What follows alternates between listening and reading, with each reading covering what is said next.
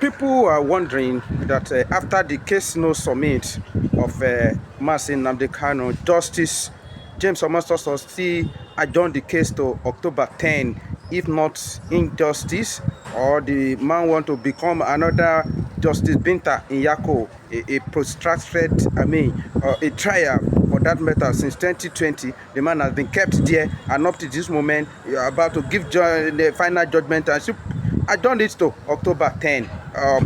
Maybe this is why IPOB have declared that this will release Nnamdi Kanu now. What do you have to say about this? Yes, Mazi Nnamdi Kanu should be released. That's the national anthem of all 85 million Nigerians, Biafrans all over the world. Mazi Nnamdi Kanu should be released, must be released. And you don't want to face the wrath of Mazi Nnamdi Kanu in the courtroom, like what he did to Binta Nyako, that made him to call Mazi Nnamdi Kanu a higher reality. A lot of people are still looking at and watching, how the presiding judge, James Omotoso, has concluded, to keep on playing to the gallery. And with the kind of statement coming from him, he looks as if he's 50% compromised. I can say that very clearly, because you can't be saying that this is not how you started, this is not what we are hearing about the case of Mazi Nnamdi Kanu. But let me tell you, James Omotoso very clearly,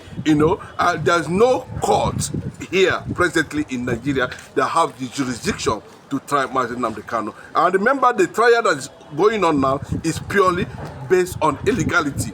And we are saying that if a foreign nation like Kenya can come out and say Mazi Nnamdi Kanu was illegally, criminally renditioned back to Nigeria, and they are ready to pay, then how much more do you have the legal backing or support or to continue to play to the gallery of the Fulanese government in Nigeria, who are bent on destroying Nigeria and destroying Mazi Nnamdi Kanu? But to an extent, we are seeing very clearly that it is not going to hold at any point in time, as long as you do not toe the line of legality and reality. And what is reality? Mazi Nnamdi Kanu has never committed any offense, and if you do not have the jurisdiction to try Mazi Nnamdi Kanu, a case of no submission submitted by the fortified legal team of Mazi Nnamdi Kanu are still binding up to this moment. Then you said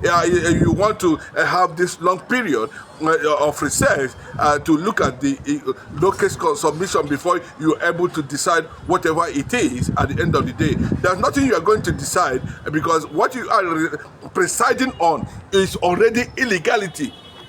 That's the fact. So we are hoping that Mazi Nnamdi Kanu will be granted ruling on the 10th of October and automatically be set free. There's no bargain whatsoever for bailing or presenting anybody to pay a certain amount of money to pay him. There's no reason for that. What we are saying at this point in time, that if the government under this administration is still insisting on the trial, then Mazi Nnamdi Kanu have gone through the process and there was nothing found to be against him. Everything has been fabricated, by the so-called Taylor Fulani witness, and we can see clearly that it holds no evidence against Mazi Nnamdi Kanu. And that is what we are saying, and that's what the IPOB members are talking about, that it has come to this point. We know who that are, but we don't know what the Eastern governors are doing because of Mazi Nnamdi Kanu popularity, and Mazi Nnamdi Kanu to a lot of millions of people around the world who are actually, Biafrans, IPOB members, have stated very clearly that Mazi Nnamdi Kanu still holds the mantra, the pace, as in his words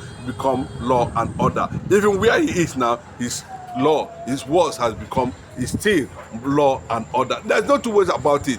We don't know whether there's any politician in that state that exists. All the politicians, I do not want to have reservation over Alex Oti because we have not seen much him making statement about Mazi Nnamdi Kanu, but they have been pointing a particular hand factor or individuals of political extraction from the eastern region, like the man from Enugu State, Peter Mba. We're talking about the one, who has come to apologize, and nobody is taking that apology for now. The Igbo nation has rejected that apology. Hope Uzodinma. We're talking about Wifru, all these guys who are playing to the gallery of Fulani conquest should be automatically pave the way for the reality on ground for allow justice to prevail. If actually the judiciary is independent, then how independent is the judiciary?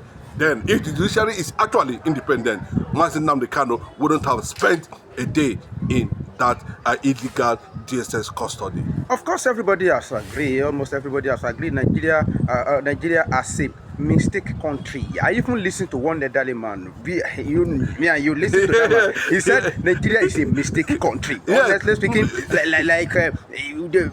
what Oyibo thought it would have been a convenience for them to maneuver us, to toil with our resources, managing South and Northern protectorate easily, has become what we are celebrating, what we are worshipping. Which each one of us, we can go in our separate I think way, the man that made that statement was a Yoruba man. He was a Yoruba man. Yes. And there's not two ways about it. Yes. And these are people who understand the reality on ground. He made it very clearly, publicly, that Nigeria is a mistake. And what does he actually mean by that? Where the fundamentals of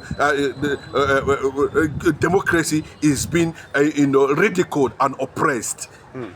Like the rule of law, the judiciary, the government system, the leadership structure is being used as a means of suppression and an agenda. It must be resisted. There's no how Nigeria can be won. There's no how Nigeria can continue in this mediocrity. There's no how Nigeria will continue in this unrealistic unity.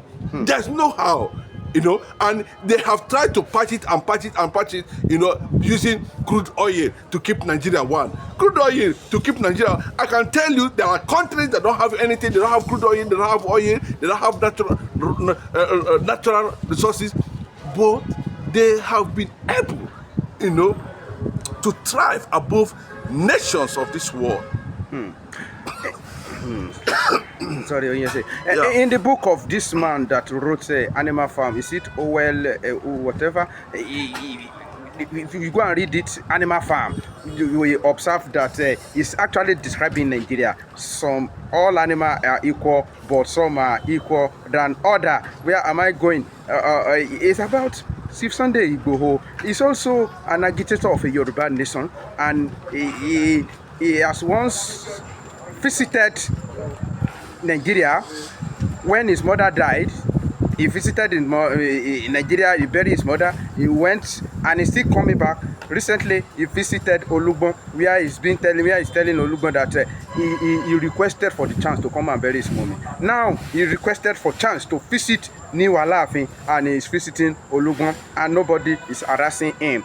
The same crime committed by MNK is the one committed by Chief Sunday Igboho, and people are wondering what is happening. What do you have to say about that? But I think the government is actually trying to rate the impact of this agitation coming from the Oodua nation and coming from the consistency of the Biafran agitators, and when they be able to rate it, they discovered that Mazi Nnamdi Kanu's case have more impact. Yes, it has more impact than what Igbo is trying to do. I remember, before that time, the Oodua nation and the Biafran nation has been working in synergy abroad. Yes, I can see them on several rallies, flying the Oodua flag and the Biafran flag, in conjunction, and demanding a peaceful disintegration of an entity that has refused to work.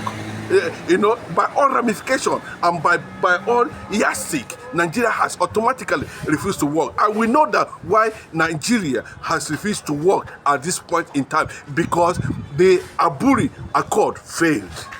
The Aburi Accord would have been the super glue that would have gum the unity together. But unfortunately, it was balkanized by both the Fulani, led by Gowon, and the British system government, who also Nigeria as an enterprise. Nigeria was not a nation. It was then, Nigeria PLC. It means it was an enterprising, profit-oriented, a company or firm that generate a lot of resources for the colonial entity as at that time.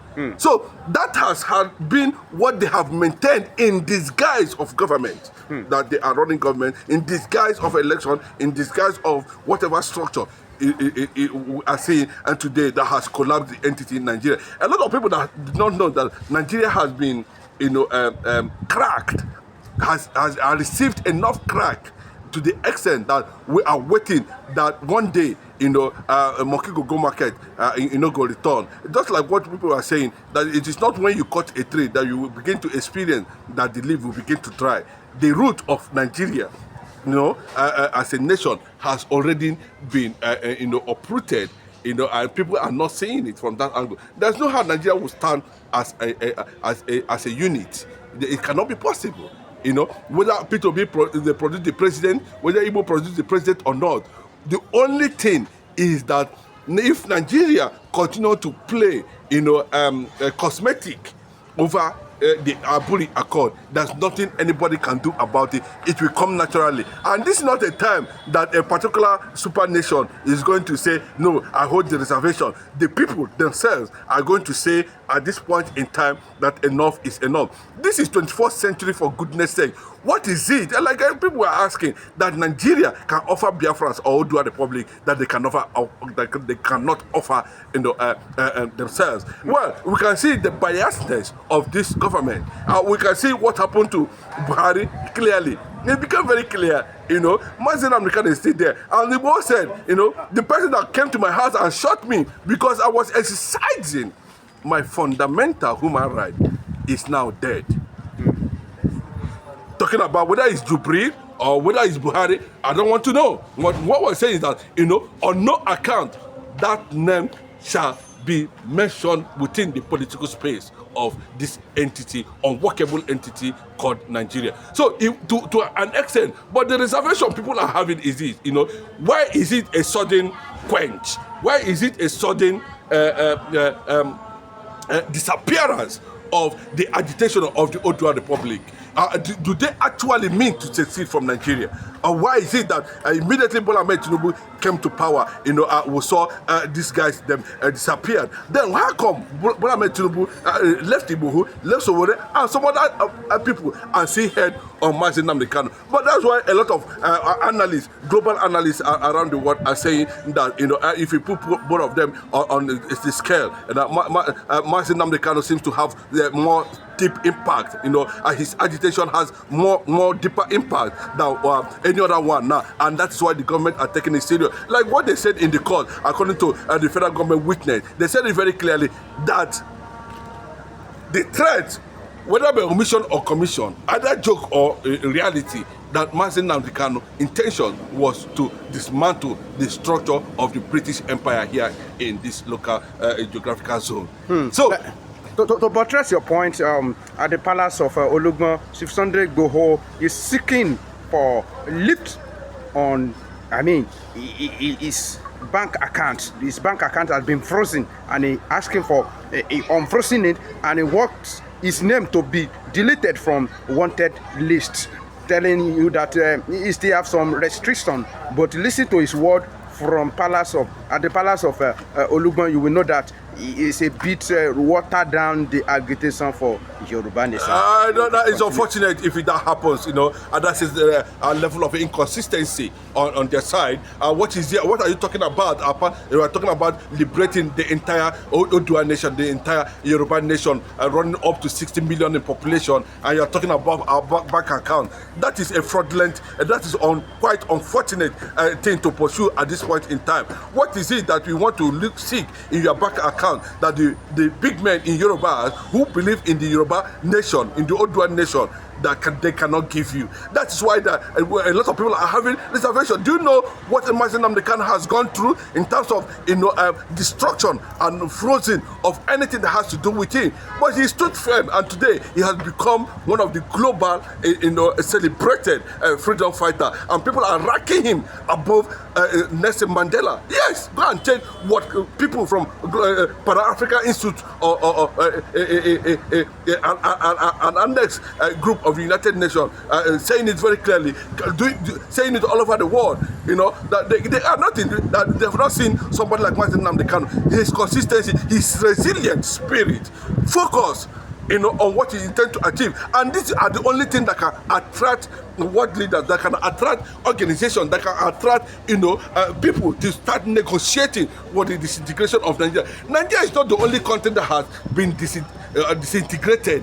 A lot of countries have balkanized and nothing happened, and they are living freely. Now we are under the subject of a conquest, of an agenda of a conquest that everybody must bow to a certain religion before you can be able to breathe in a nation where you are indigenous. That is absolutely unacceptable, and that is what Mazi Nnamdi Kanu stood for. Anybody that doesn't want to take the line should understand clearly that these are international and national backed law, that self-determination is not a crime, and the reasons for self-determination has been clearly stated, and Biafrans have fallen victim of that. As simple as that. Thank you very much.